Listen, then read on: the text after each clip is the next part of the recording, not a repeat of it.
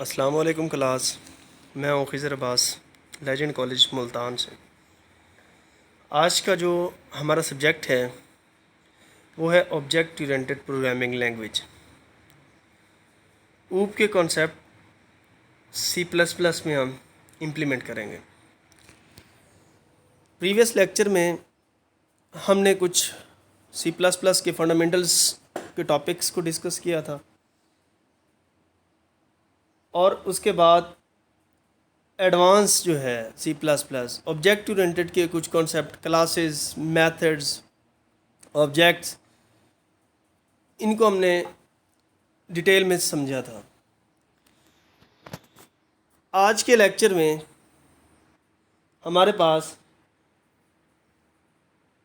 Object oriented के concept में access, modifier, specifier को हम डिटेल में देखेंगे, क्योंकि पिछले लेक्चर में हमने कुछ फंक्शंस क्रिएट किए थे, मेथड्स देखे थे, क्लास के इनसाइड मेथड और आउटसाइड मेथड, और उन फंक्शंस को हमने क्लास से बाहर एक्सेस किया था। तो आज के टॉपिक में हम देखेंगे कि किसी भी क्लास के अंदर कोई अगर हम मेथड बनाते हैं, फंक्शन बनाते हैं, या उस के कुछ डाटा मेंबर्स हैं, उनको हम क्लास से बाहर एक्सेस कर सकते हैं। यह है हम आज का हमारा टॉपिक। बेसिकली जब भी कोई हम डाटा मेंबर या फंक्शन किसी भी क्लास में डिफ़ाइन करते हैं तो उसके साथ हम स्पेसिफायर यूज़ करते होते हैं। एक्सेस स्पेसिफायर डिफरेंट टाइप्स के हैं, जिस तरह से पब्लिक हो गया, प्राइवेट हो गया, या प्रोटेक्टेड है। बाय डिफ़ॉल्ट फंक्शन हो या फिर डाटा मेंबर हो, क्लास के अंदर डिफ़ाइन करते ही वो प्राइवेट होते हैं।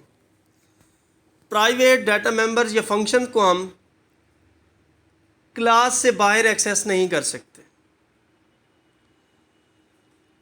और जब हम किसी भी फंक्शंस के साथ पब्लिक यूज़ करते हैं कीवर्ड, तो उस डाटा मेंबर को या फिर फंक्शन को क्लास से बाहर, जहाँ पे हम उसका ऑब्जेक्ट बनाते हैं, वहाँ पे हम इनको यूज़ कर सकते हैं। प्राइवेट को हम यूज़ नहीं करते। अगर हमने एक क्लास को दूसरी क्लास के अंदर इनहेरिट किया है तो उसके जो प्राइवेट मेंबर हैं वो एक्सेस नहीं होंगे। तो उसके लिए अगर पब्लिक कर दें तो वो एक्सेस हो जाएंगे। तो हम चाहते हैं कि एक क्लास के मेंबर को हम दूसरी क्लास में एक्सेस करें। तो इनहेरिटेंस का कॉन्सेप्ट अगर हम यूज़ करते हैं तो उसके लिए हमें प्रोटेक्टेड कीवर्ड यूज़ करना पड़ता है। तो ये सब कीवर्ड्स जो हैं आहिस्ता आहिस्ता आपको समझ आ जाएगी जिस तरह से हम इसको यूज़ करते हैं सी प्लस प्लस में। सबसे पहले तो हमें ये मालूम होना चाहिए कि एक्सेस स्पेसिफायर क्या है।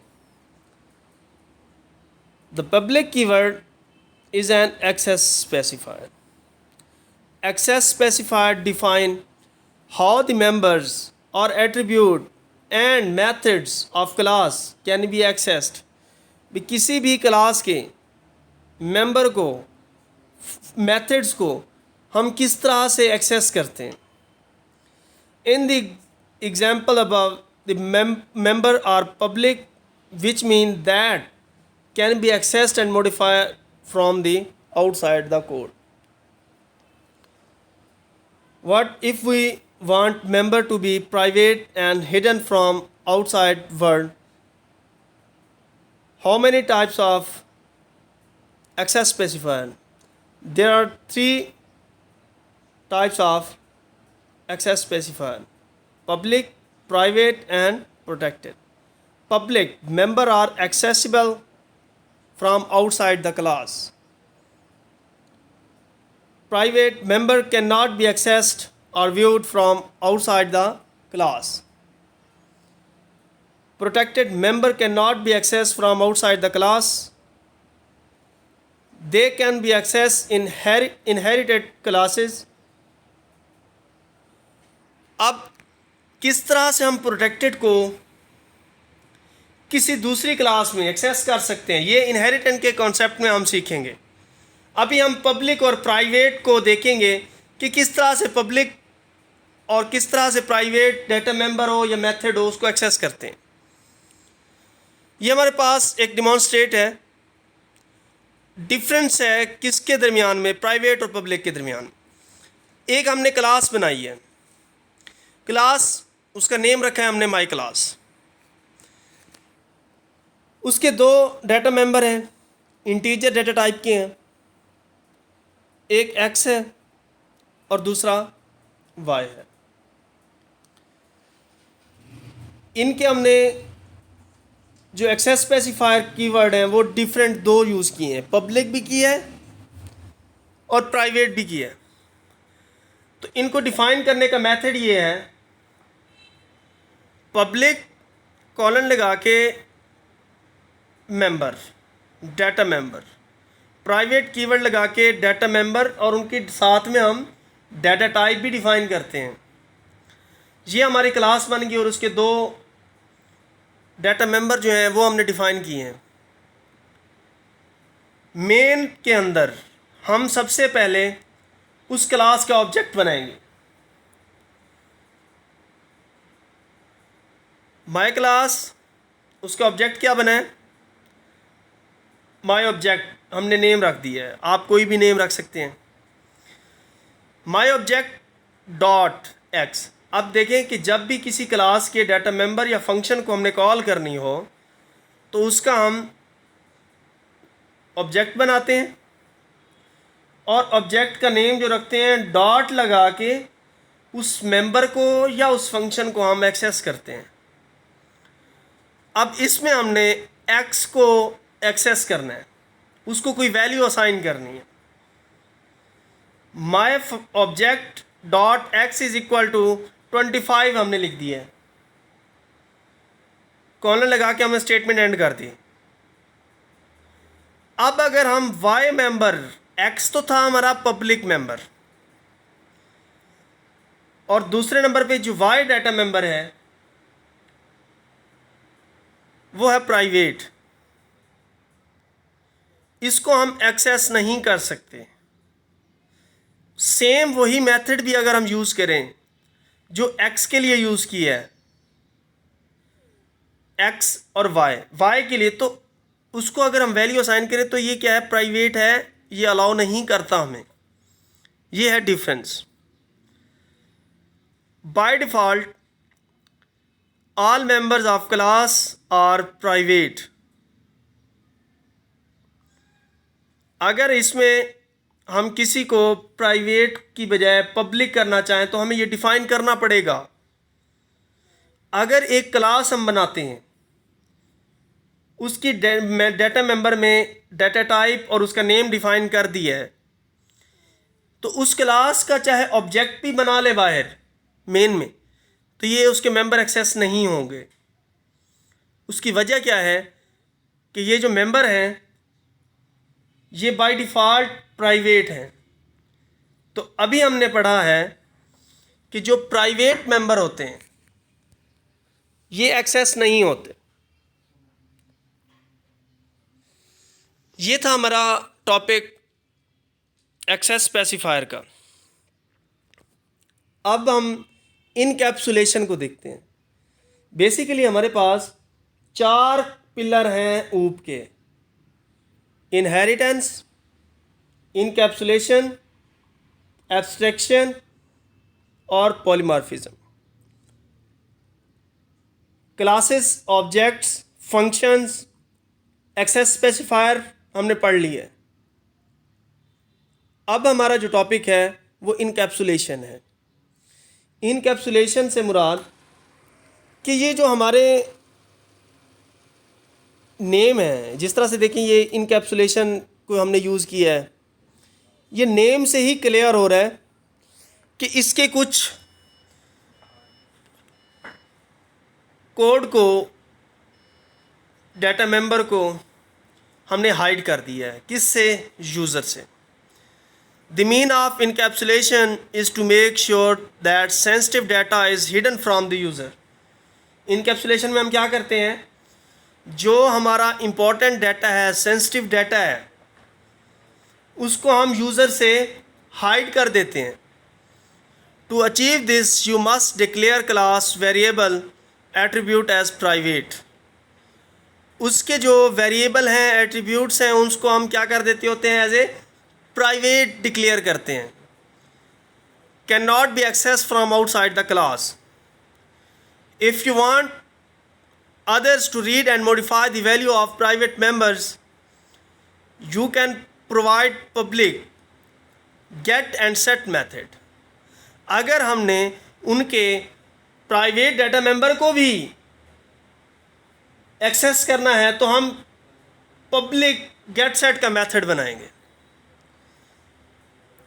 एग्जाम्पल में देखें, प्राइवेट मेंबर हमने बनाए हैं, एक्सेस करने के लिए मेथड्स बनाए हैं। ये तो हम जानते हैं कि C++ की प्रोग्रामिंग में उसके हेडर फाइल्स को इंपोर्ट किस तरह से किया जाता है, हैश इंक्लूड IOStream conio.h इस तरह से,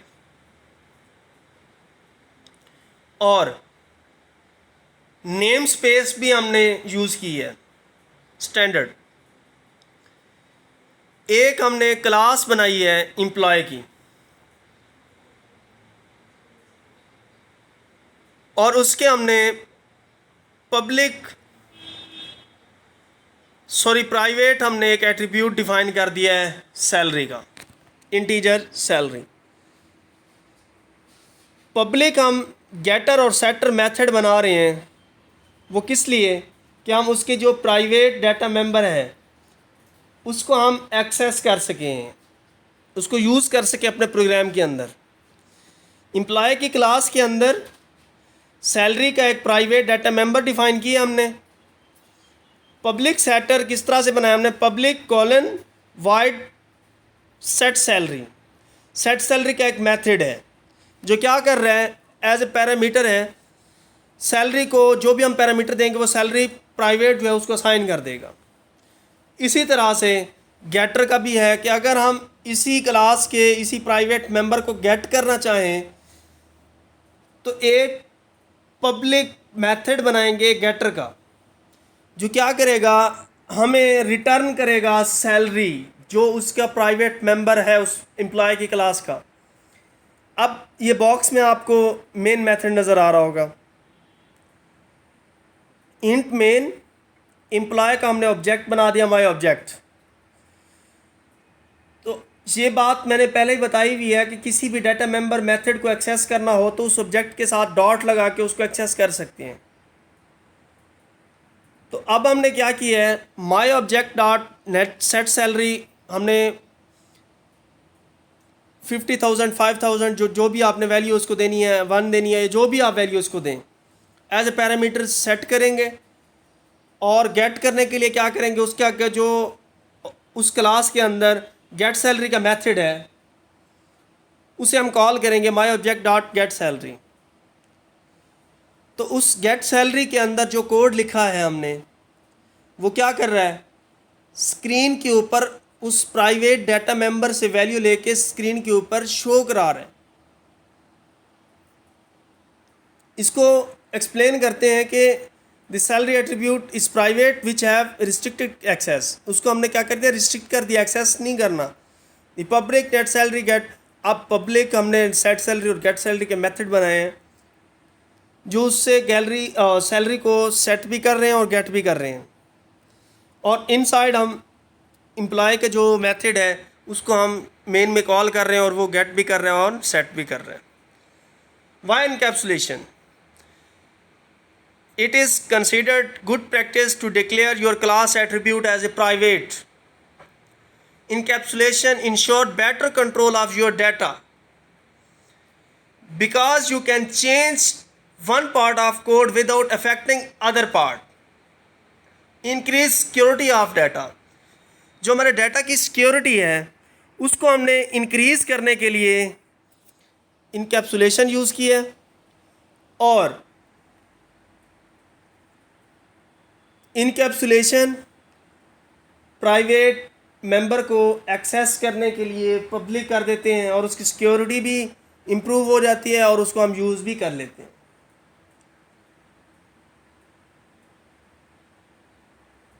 अब हमारा जो नेक्स्ट टॉपिक है वो है इनहेरिटेंस। मोस्ट इम्पॉर्टेंट टॉपिक है ऑब्जेक्ट ओरिएंटेड प्रोग्रामिंग लैंग्वेज का, चाहे वो जावा में हो, चाहे वो सी शार्प में हो, चाहे वो सी प्लस प्लस में।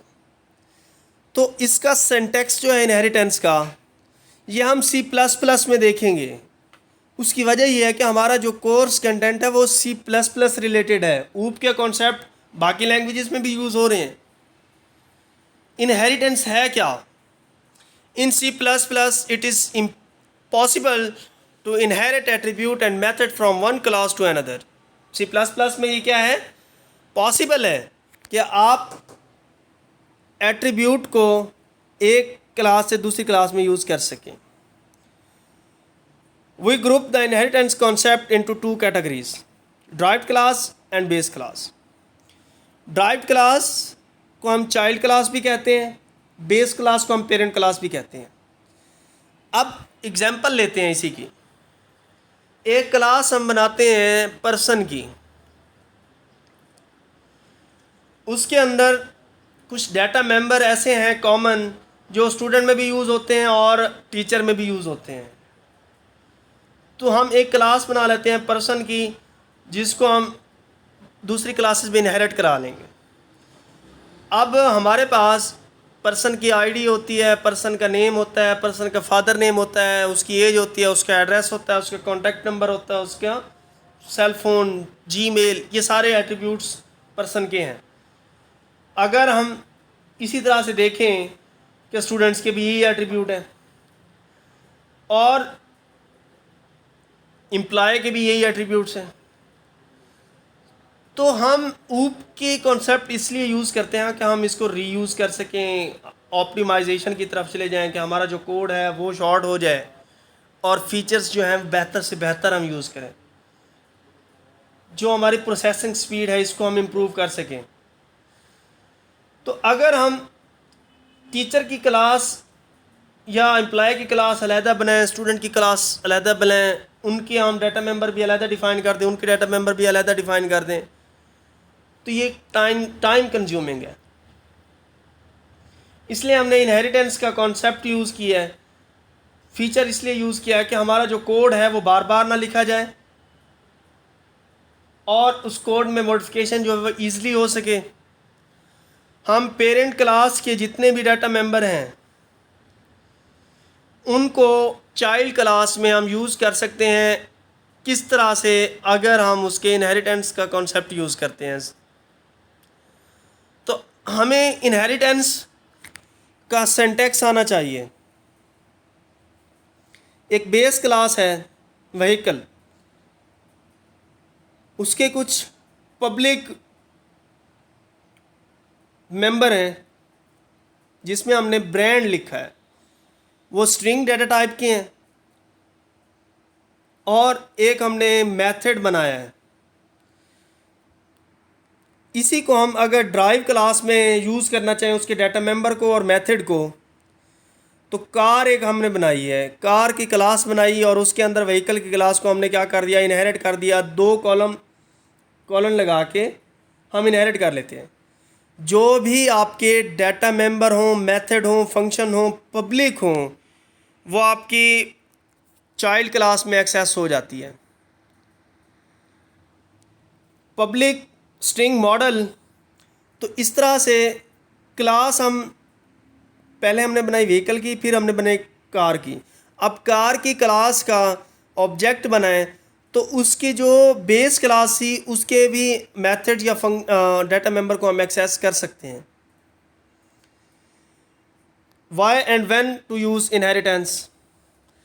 It is useful for code reusability, reuse attributes and methods of an existing class when you create a new class. जब आप कोई न्यू क्लास क्रिएट करते हैं तो उसके अंदर जो आपकी बेस क्लास होती है उसके मेथड्स को, उसके फंक्शंस को हम क्या कर सकते हैं?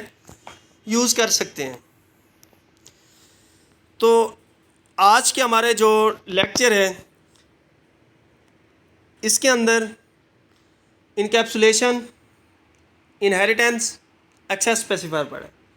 जो नेक्स्ट लेक्चर होगा हमारा उसमें ऊप का जो कॉन्सेप्ट है पॉलीमॉर्फिज्म का, इसको हम पढ़ेंगे। स्टैटिक कीवर्ड है उसको हम देखेंगे, स्टैटिक मेथड्स क्या होते हैं, स्टैटिक क्लासेस क्या होती हैं। स्टैटिक और डायनामिक ये कॉन्सेप्ट यूज़ होता है पॉलीमॉर्फिज्म में। तो नेक्स्ट लेक्चर में हम इसको पढ़ेंगे। तो आज का जो आपका लेक्चर है वो ख़त्म होता है इनहेरिटेंस पे।